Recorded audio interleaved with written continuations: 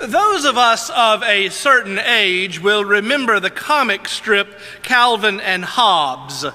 Perhaps it is a nod to our Reformed heritage that makes it appeal to me so much, but I loved watching the adventures of the irascible little boy Calvin and his sardonic stuffed tiger Hobbes. Whether the adventures of Spaceman Spiff or the misadventures of trying to pelt Susie with a slush ball, Calvin embodied all of the wonder at the world that is endemic in a 6-year-old boy. But whether you ever saw the comic strip of Calvin and Hobbes or not, there was one subplot to which I suspect we can all relate. It is that of Calvin's aversion to chores doled out by his father with the sage observation that they build character. Handed a snow shovel and shoved out the door, Calvin once notably lamented, "Pretty convenient how every time I build character, Dad saves a couple $100." That pretty much encapsulates, I suspect, how most of us feel about character building activities. I can make a laundry list of the character building activities I have survived: picking up sticks, washing pots and pans I didn't dirty, making up the bed of my younger siblings. I could go on and on telling you all about my deprived childhood, wherein I didn't have a bank of servants to do all of these things for me. And whenever I would complain about this, my father would always one-up me, having had it just a little bit worse. You know how it goes, trudging 5 miles to school, uphill both ways in the snow. Character building sounds about as enjoyable as eating liver and doing sit-ups. But character matters, doesn't it? Character is certainly marked by sometimes doing things we don't want to do, but there's more to it than that, isn't there? Did you know that Google has released a database of 5.2 million words published over the last 500 years or so? If you search for a word, it will tell you how often it has been used through the years. Before he published his book, The Road to Character, New York Times columnist David Brooks noted 2 things about the way we use words. First, he noted, over the last 50 years or so, words such as self, unique, standout, and phrases like "I come first" have been used more than in previous years. And conversely, words and phrases like community, share, united, and common good have been used less frequently than in years before. But here's what Brooks said troubled him. Over the course of the 20th century, some other words have receded from our vocabulary as well.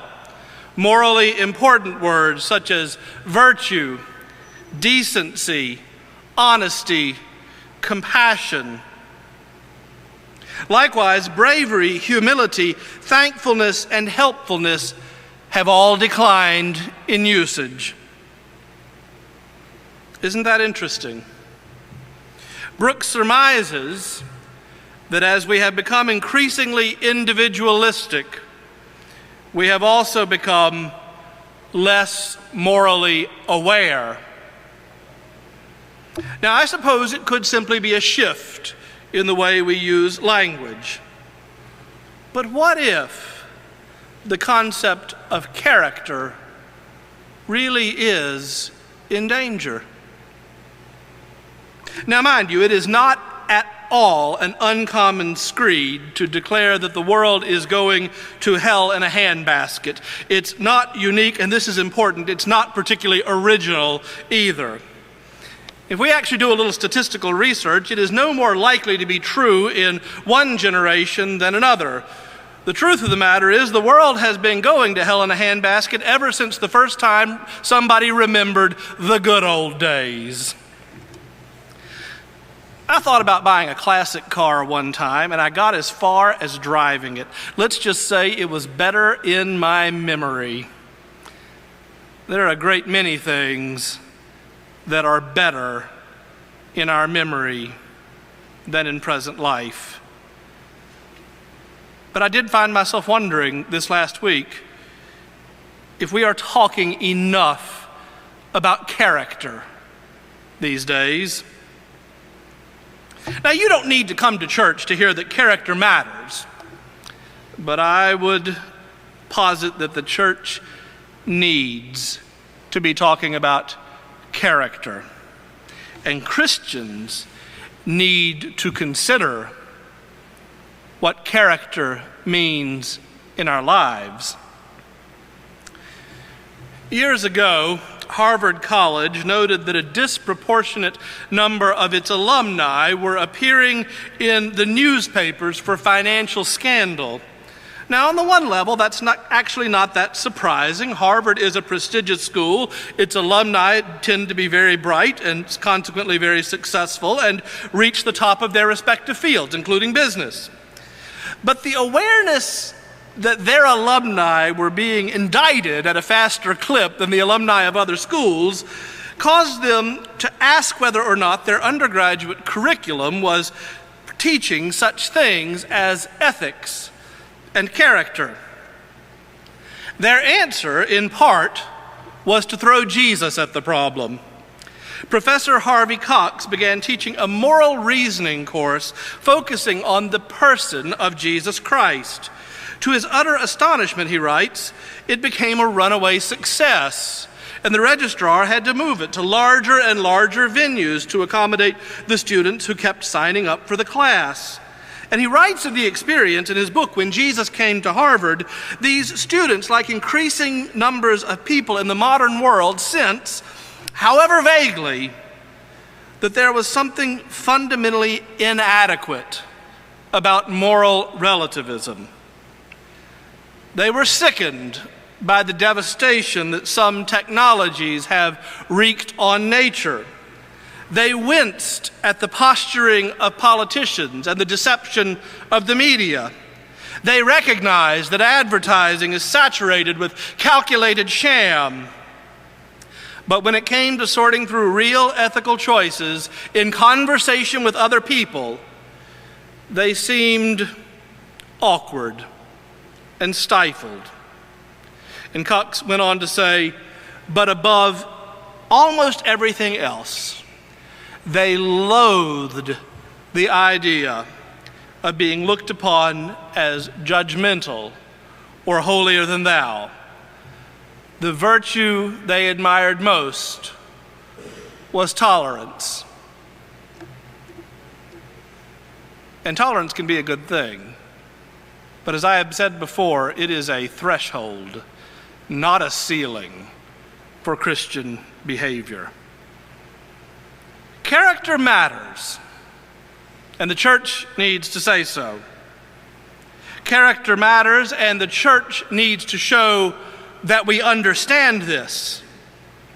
That is the heart of the baptismal vow we make when we baptize adults and children in this place.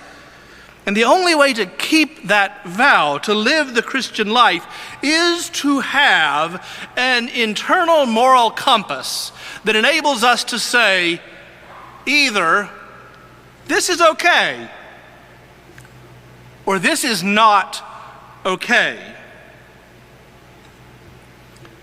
Now, the students were right. Judgmentalism has no place in the church. But good moral character certainly does. The church of all organizations must base its understanding of Christian character on the person of Jesus Christ.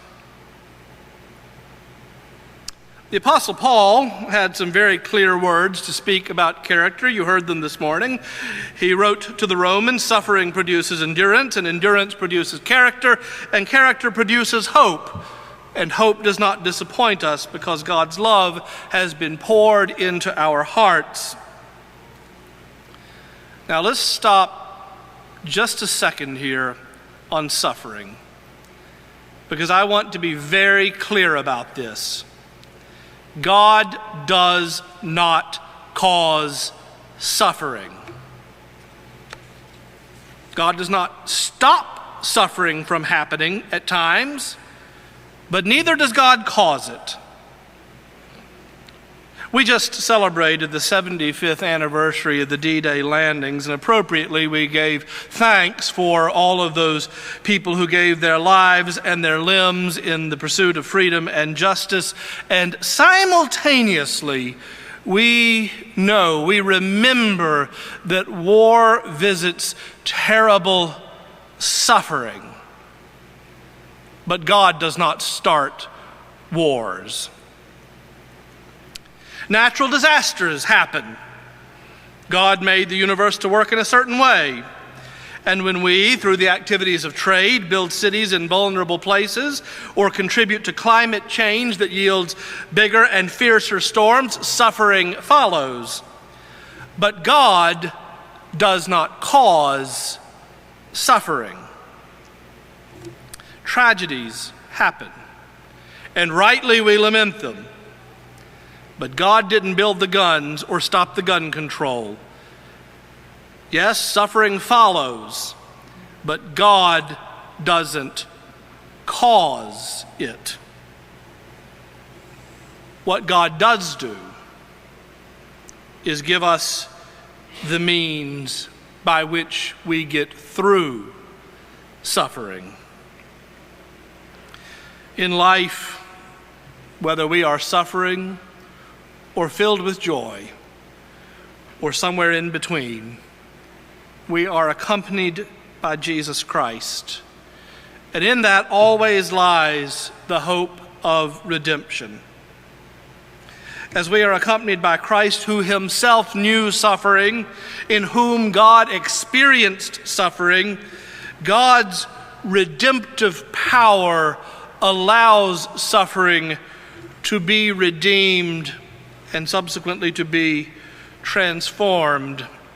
The Reformed theologian Karl Barth wrote, "Our suffering is therefore no longer a passive, dangerous, poisonous, destructive tribulation and perplexity, such as invade the souls of those who hate the judge, but is transformed into a tribulation and perplexity which are creative, fruitful, powerful, promising, by which we are dissolved and cast to the ground, pressed into a corner, and imprisoned by God." And what he means by imprisoned by God is held by God. And what Barth is saying is that when we are held by God, when we live in the awareness that we are held by God, transformation of suffering is possible through the grace of God when redemption happens. Now, what do I mean by that? Let me tell you about my friend Chris Hill. Chris was a woman of character. About, 10 years ago, I preached Chris's ordination service. And as I preached for her ordination, I knew that I would be back to the very same church to attend her funeral in the not too distant future. She had remarkable commitment. Chris dropped out of seminary after a diagnosis of stage 4 cancer, and a mutual friend told me later that as she and her husband packed up the car for her to return from Atlanta to Charlotte to undergo treatment, she looked him straight in the eye and said, "We will be back." And that's exactly what she did. She returned home, she underwent treatment, her cancer was knocked into remission, so she returned to seminary, finished, and was ordained. And then, just as she knew it would, her cancer returned. But in the time after that, she worked as a chaplain at the Presbyterian home in Charlotte. She made pastoral calls, she conducted funerals, she comforted the depressed and lonely, she visited hospitals, and she did all of these things with the community of faith that she led, deeply aware of the suffering that she endured. They knew what she was going through, and I cannot imagine how much comfort and hope this wounded healer gave by sharing her sacred story so that others knew she shared a measure of their suffering. Endurance produced character, and character produced hope, and hope does not disappoint. Character comes from how we interact with circumstances. You all know that. That's not a surprise. Do we interact with our circumstances as those who know that we are being held by God? Or do we interact with our circumstances as though what we do doesn't matter? Do we engage the world as those who know that we are redeemed and are still being redeemed? Or do we live as entities unto ourselves, cut off from others, insulated from their suffering, distant from authentic community?